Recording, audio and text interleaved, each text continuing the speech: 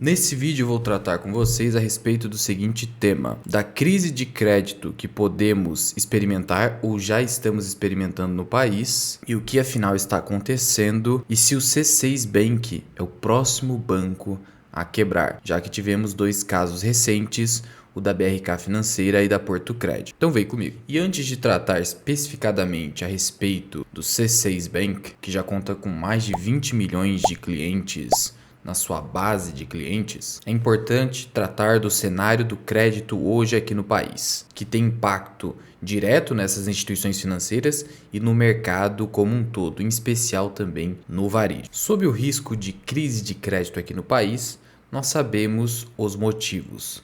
O primeiro deles é o fato de que a taxa de juros no país está bastante elevada, 13,75%. É muito difícil um país suportar por muito tempo juros tão elevados, mas isso decorre de uma inflação super elevada que tivemos no pós-pandemia e as consequências estão nos atingindo até hoje. Mas o fato é que essa taxa de juros ainda permanece. E aí o governo federal já está vislumbrando medidas para tentar combater essa crise de crédito. E dois fatos principais, além da taxa de juros alta, vêm gerando essa intenção do governo de proceder a medidas de intervenção. O primeiro fato concreto é o caso Americanas, em que a empresa precisou entrar com recuperação judicial após descoberta de uma fraude contábil da ordem de mais de 40 bilhões de reais. Isso gerou, inclusive, impactos bilionários nos bancões de bolsa, em especial Bradesco e Santander. Pegando-se aqui os últimos resultados do Bradesco, você vai perceber que o Bradesco teve um lucro líquido de 20 bilhões, uma queda de 21% entre os anos de 2021 e 2022, sendo que no trimestre o lucro foi de apenas 1,5 bi. Para os padrões do Bradesco, esse lucro é bastante diminuto, muito reduzido, e o fator principal que impactou nesse lucro foi a provisão necessária em razão das perdas bilionárias com Americanas. Assim também aconteceu com o Santander, que apresentou um lucro líquido também muito baixo, uma queda na base anual de 45%, o lucro foi de 1,5 bi no quarto trimestre, representando uma queda de 53% em relação ao terceiro trimestre de 2022, e na base anual 40%, 50%, ou seja, o varejo gerou um temor nos bancões, principalmente esses bancos mais expostos ao varejo. Se até mesmo esses bancões extremamente consolidados no mercado estão passando por sufocos em razão dessa crise de crédito, imagina só as fintechs. E no caso aqui do nosso vídeo, o C6 Bank. Mas veja só, esse caso específico da Americanas gera um temor nesses bancos. Isso eleva o risco de inadimplência aqui no país. E isso passa a exigir o quê? Um juro ainda maior, um prêmio de risco ainda maior. De tal modo que mesmo que a Selic esteja 3,75, o que já se reflete nos contratos bancários, os bancos estão agora mais rigorosos e vão exigir um prêmio de risco ainda maior para conceder crédito às empresas, especialmente às empresas do varejo. E isso gera uma crise de crédito, já que na análise de crédito, o juro é proporcional ao risco. E agora o varejo brasileiro ficou muito mais arriscado com o caso Americanas. Então os bancos vão exigir muito mais. Seja um juro maior, garantias maiores, não interessa. Isso dificulta a concessão de crédito para essas empresas que são ultra dependentes de crédito, de capital de giro para as suas operações. Não bastasse tudo isso, os bancos vêm sofrendo muito com os altos índices de inadimplência. O que nós temos aqui? Que o Brasil acumula aí 70 milhões de pessoas com dívidas em atraso. Ou seja, 40% dos brasileiros, pelo menos, estão com dívidas sem pagar no dia correto, no dia do vencimento. Isso entra nos índices de inadimplência. E isso gera mais provisões dos bancões, mais perdas. E a gente sabe que os bancões, por mais que possam repassar essa alta dos juros para o consumidor final, em havendo mais inadimplência, de nada adianta porque o banco sequer recebe muitas vezes o principal. Ainda é preciso ressaltar que como a Selic estava em 2% e o banco estava naquela época concedendo empréstimos a taxas de 5, 6%, porque a captação estava muito barata, uma rápida evolução da Selic, foi coisa de pouco mais de um ano, isso gerou um impacto nos contratos bancários, porque os bancos, principalmente Bradesco e Santander, continuaram recebendo juros contratados muito abaixo da Selic, porque a Selic subiu muito rapidamente.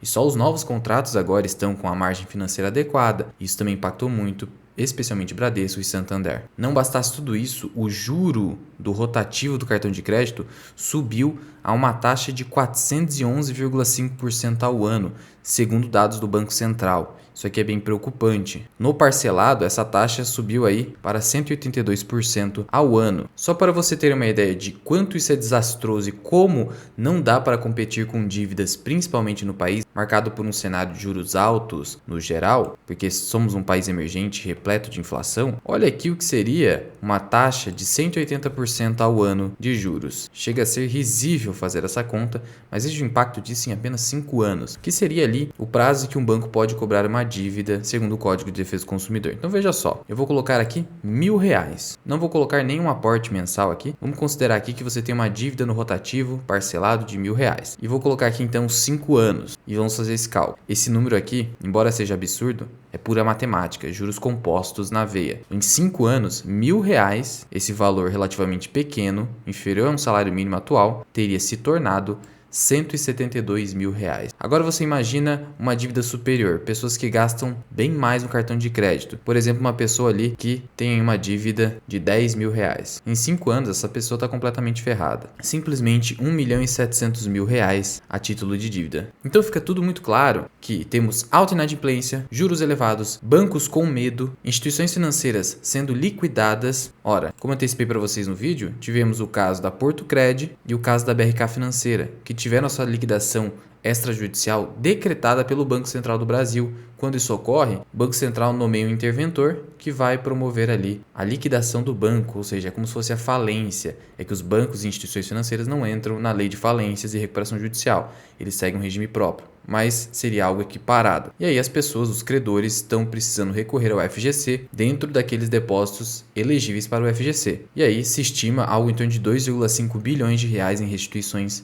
para investidores de renda fixa por conta da BRK e por conta da Portocred. Ainda sobre a crise de crédito, temos especialistas já levantando essa hipótese. A CEO da Coface, que é uma seguradora internacional, já disse que ao longo de 2022 teremos, provavelmente no Brasil, uma crise de crédito muito pesada. O caso Americanas reforçou essa hipótese, mas temos outras empresas de varejo que já estão renegociando suas dívidas, como a Marisa e a Tokstok, e isso está reforçando esse cenário de dificuldade. E aí uma fintech como o C6 Bank, que recentemente anunciou, inclusive, que vai passar a cobrar taxa de manutenção de conta, mesmo sendo um banco digital, acaba gerando muitas dúvidas nas pessoas. Além do que, o C6 Bank só apresenta prejuízo. Então veja só, uma fintech que supostamente veio justamente para ser diferente dos bancões, tanto que o C6 Bank nasceu com esse propósito a partir de sócios fundadores que trabalhavam antes no BTG. O que nós temos hoje? Que eles querem cobrar R$4 por manutenção de conta. O C6 disse que isso não é para qualquer correntista, para qualquer cliente,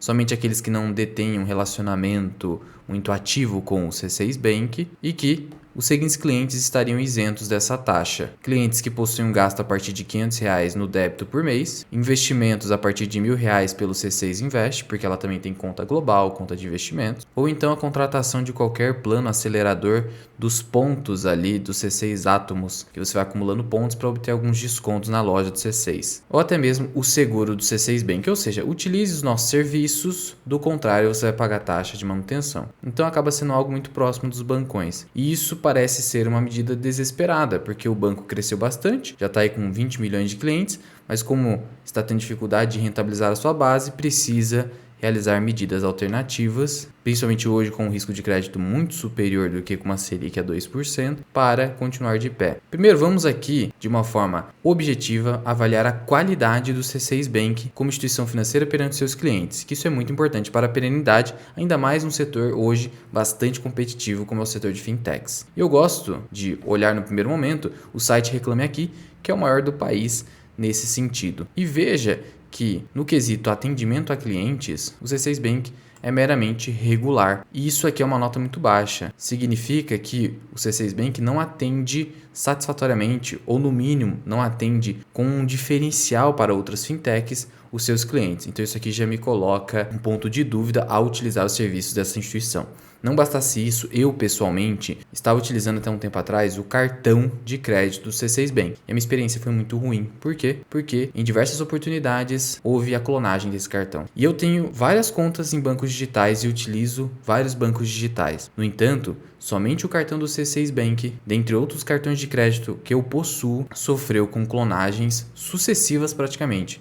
e isso demonstra um problema de segurança do banco que, mesmo com prejuízos nos seus balanços, ainda precisa investir em segurança. Isso me faz então ficar um pouco mais distante do C6 Bank. Mas vamos aqui para os números do C6 como empresa. E para isso você vai utilizar o site chamado Banco Data, que consolida e deixa de uma forma mais inteligível os dados lá do Banco Central do Brasil. Então são dados oficiais consolidados nesse site. E aí você digita aqui C6, aí aqui embaixo você vai clicar em C6 Bank e aqui estão os dados do C6 Bank. Num primeiro momento, como eu falei para vocês, o banco ele surgiu em 2019 e de lá para cá os seus prejuízos só aumentam. Então no primeiro ano foi um prejuízo de 186 milhões, depois já saltou para 636, 2021 761 e 2022 parcial ainda nem fechou 862 milhões, podendo chegar então a 1 bilhão de reais de prejuízo. Olhando-se aqui para o índice de Basileia, que é muito importante, o índice de Basileia hoje do C6 está adequado.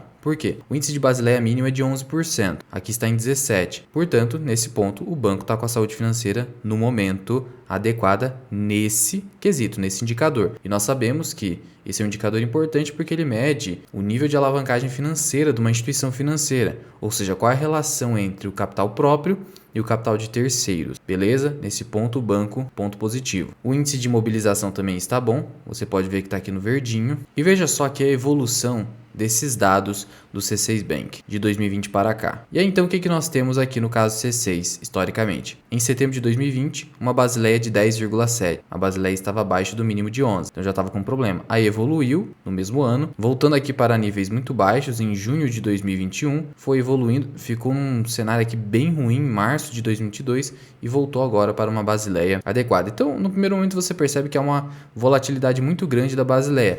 E aí encontramos um ponto negativo na saúde financeira, não tem previsibilidade. Claro, é uma empresa em larga expansão, mas isso aqui faz com que o risco da instituição financeira seja bem superior a outras aí, inclusive entre fintechs. Por exemplo, se você pegar os números do Banco Inter, não tem uma volatilidade tão gritante assim. Claro que o Banco Inter é mais antigo, mas ainda assim, como eu falei para vocês, o C6 Bank até com seus consumidores não atende bem. Um atendimento meramente irregular, o que acaba não tendo nenhum diferencial para uma instituição financeira que promete ser disruptiva no mercado tradicional de bancões. E aí veja só como o banco está investindo demais em captações. Vendo-se aqui as despesas do banco, as despesas estão bem altas aqui, tá? Despesa com captação, 26,7% do total captado. Essa despesa tem aumentado, veja que 2021 era menor. Então isso aqui acaba sendo um ponto negativo. O banco precisa melhorar também a sua eficiência. Em termos de crescimento, a receita tem crescido, mas nem tanto proporcionalmente ao crescimento da base de clientes. Por isso a necessidade ali de cobrança de taxa, como o banco recentemente anunciou. Numa avaliação da XP,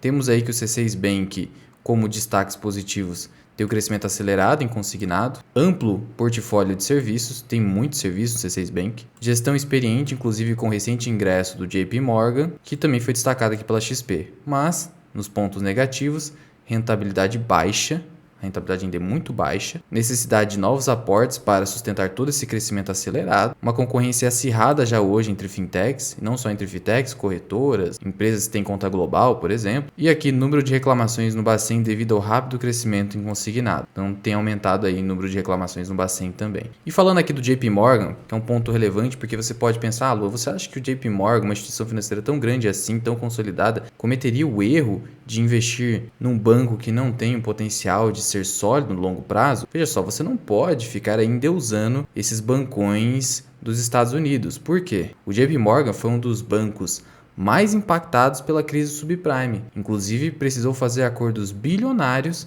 para ressarcir várias demandas judiciais que envolveram credores e clientes lesados à época. Então não ficaria com esse endeusamento de bancão, mesmo que dos Estados Unidos, como um ponto de credibilidade para investir ou utilizar uma fintech. Eu teria cautela e olharia os dados objetivos da realidade. Em conclusão, o que nós temos? Que de fato estamos aí na iminência de uma crise grave de crédito no país, cada vez mais desconfiança entre as empresas brasileiras, em especial no varejo, bancões precisando ter muita cautela, o próprio Bradesco declarando que vai agir com muito mais cautela na análise de crédito, temos aí instituições financeiras quebrando, ainda que sejam pequenas, gerando um desembolso do Fundo Garantidor de Crédito, e temos aí fintechs dando prejuízos crescentes, no caso do C6 Bank, que além de não ter um bom atendimento, vem dando prejuízos, claro, acompanhado de um forte crescimento, mas com uma dificuldade de rentabilização da sua base. No saldo geral disso tudo, eu prefiro não utilizar o C6 Bank, até porque, como eu falei para vocês, eu tive uma experiência negativa. Apesar de que, precisamos reconhecer, hoje a Basileia da instituição financeira está adequada, mas vimos que no histórico é bastante volátil. Então eu focaria no óbvio, em instituições financeiras mais óbvias, até para você investir o seu dinheiro, e se você tiver ali uma certa insegurança em investir em determinada instituição financeira,